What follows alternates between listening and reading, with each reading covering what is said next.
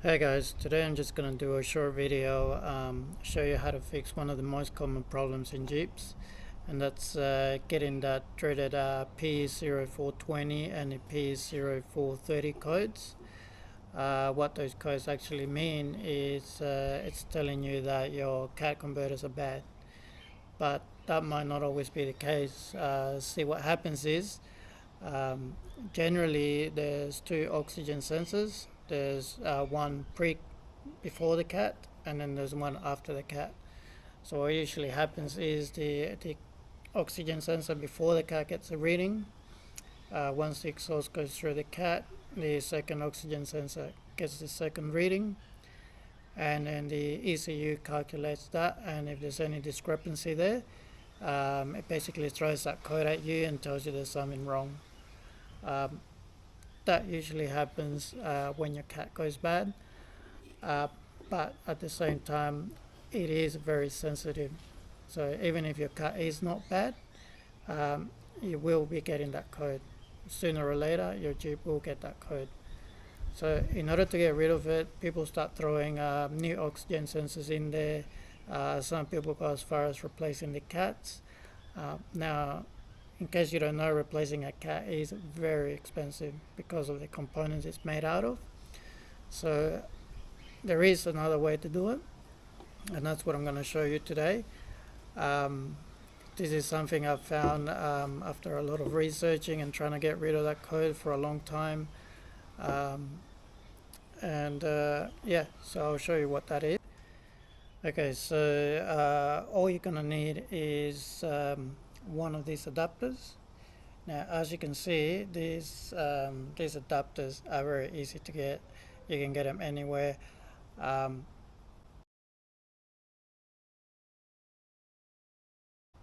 what they do is they create a space between the O2 sensor and the actual exhaust gases that are going through. So normally you'll get your O2 sensor sitting there, and the exhaust gas will be passing through all these areas so you can get the reading. So what this does is you put the O2 sensor in there, so it just screws on, and then what it does, it creates that space so the exhaust gases are actually going through here, through this part here. There is a hole there, so it gets very minimal of those exhaust gases coming through to the actual O2 sensor. So when the O2 sensor gets a reading, the reading is a lot lower within that threshold of the ECU. So then the ECU thinks everything's okay, everything starts normal, so you're not going to be getting any check engine lights, and that light's not going to be coming on. It's as simple as that. All you're going to do is put this spacer on between the O2 sensor and the CAT. By the way, this goes on the second O2 sensor after the CAT, not the one before it. And this can apply to basically all Jeeps, even basically any car, really. Any car that has the same sort of system, this can actually fix the same codes. Okay, now as you can see, all it is basically it's just a spacer. It's very cheap. They're only about $10. Um, this one here, there's two types. So this one here is a basic one. It is hollow, so it's just got the mesh, and basically it's just a spacer, so the O2 sensor is still getting a reading. Now I bought a pair of these, and I've been getting the code for both sides, so both O2 sensors, both CATs. So I bought a pair of these to put one on each side. Now what I've found is that these fix one of them, but the other one still kept getting the code. So this is a bit of a hit and miss, this type of sensor. It is a hit and miss, so it should fix most minor problems, but sometimes it's not going to it's not going to fix all of them. So there is another option to this one. So the other one will be this type of spacer. It's basically the same thing, but it's just an L spacer. Now what this does is that goes into the CAD itself. The O2 sensor goes on this end. So basically you screw that in and you got this on the CAD itself. So this will be getting all the exhaust smoke, and because it's got the L shape, it's gonna even restrict it even more in terms of the actual fumes getting to the actual sensor itself. So, and the other part of these ones is that they actually have a filter inside them. So this one actually has like a small CAD converter inside it. So it's like a mini CAD converter inside there. So when it gets the exhaust gases going into it, it's actually also doing the same job that your CAD converter would have done. So by the time the exhaust gases get to the actual O2 sensor, the gases will be a lot cleaner, so the reading will be a lot better. And this second one, when I put it on the one that wasn't fixed, it ended up fixing it straight away. So these ones here, for me, it will be the best ones to get. I opted to get these ones at the start because I was a bit skeptical on whether it will fix it or not, and these were cheap. I think it cost me maybe $15 or $20 for the pair of them. So they're very cheap. So I thought, yeah, I'll just get them first. But it only worked for one of them. So these ones are a bit more expensive. They're about $20 each. 20 or $30 each actually. So they're not cheap. But for me, these are what you should get. These are a lot better. Just get it. Don't muck around with these ones. This might fix it, it might not, but this one definitely will, or it will definitely do a better job at fixing it. So these ones, they sell them individually, so I just ordered one, and I left the other one in the car because it fixed it anyway. But if I was doing it again, I would just order a pair of these. Even if I'm going to spend a bit of extra money on it, it will be better overall. And it's got the added benefit that it's still doing what the CAD converter would have done. So it's still processing the exhaust gases and it's still getting the correct reading on the O2 sensor.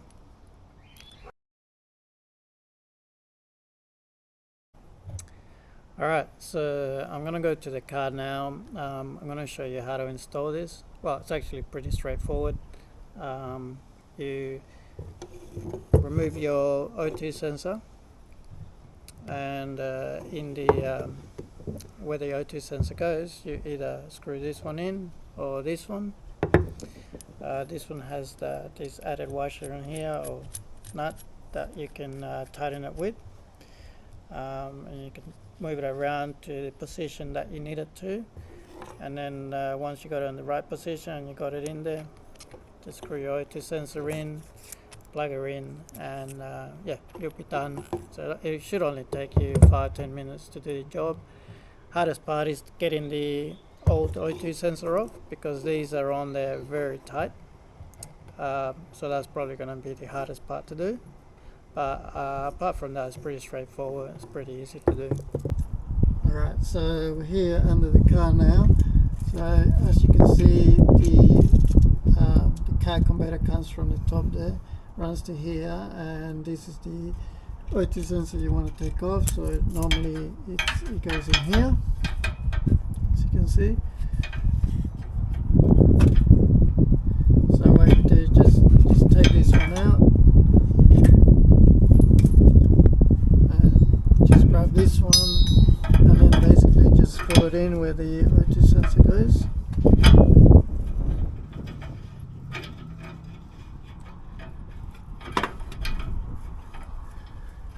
Should just screw on pretty easily.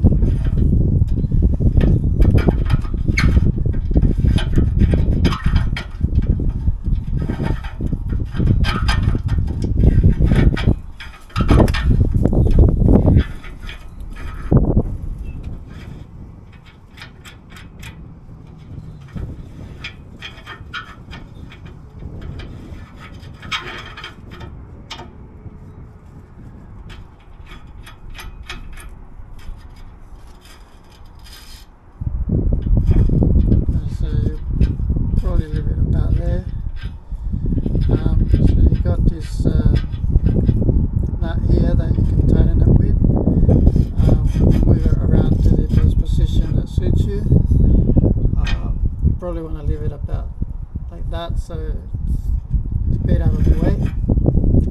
But the good thing is that you can bend it down so you can make it easier to screw this one in.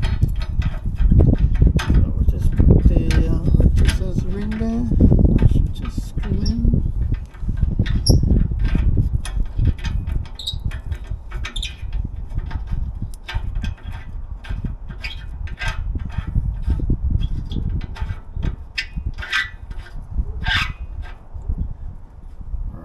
So that's in there now.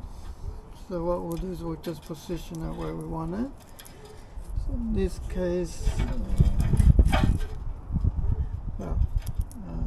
kind of did this one now. So now I can get past this, and I can't turn around the other way. So I probably should have come in from the other way.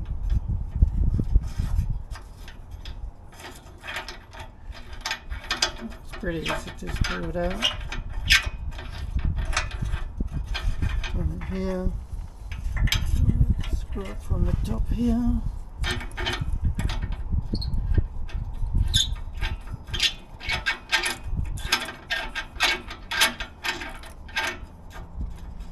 Alright, so we want to leave it about there like that, so we're gonna tighten this nut here. That's the position we want that. And all we're going to do now is just tighten everything.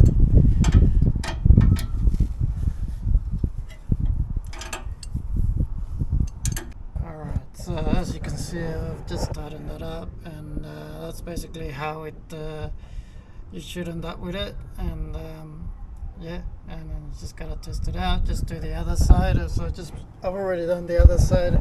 Like I said, I left the other one on there.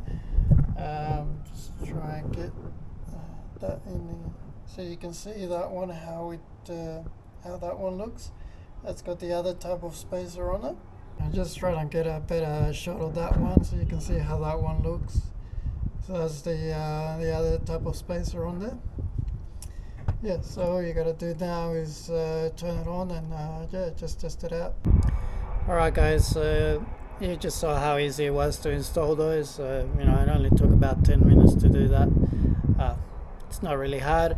The hardest, like I said, the hardest part is gonna be getting those O2 sensors off, because they're probably on there pretty tight. But once you got them off, you know, installing everything back up, it's very easy to do.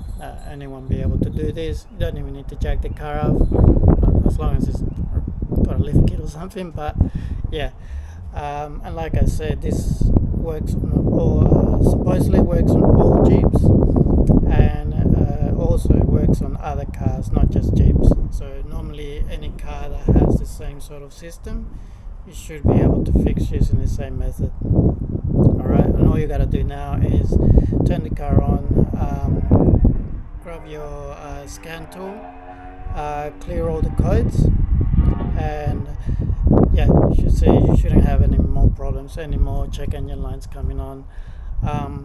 I did this, it's been over 1,000 kilometers now since I did it, and that light has not come on. Normally, if I would clear those codes before, in about 10 kilometers, that light will come back on. But now, since I put those things on there, I have not had that light come on with that code since then. It's completely fixed it.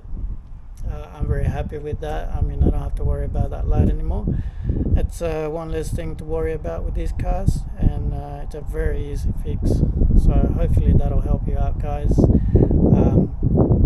Let us know how you go, and please subscribe and keep supporting my channel. I'll keep putting more videos like this, and help you guys out, and you know, with the maintenance on your cars, and keep it going. Thanks for watching, guys.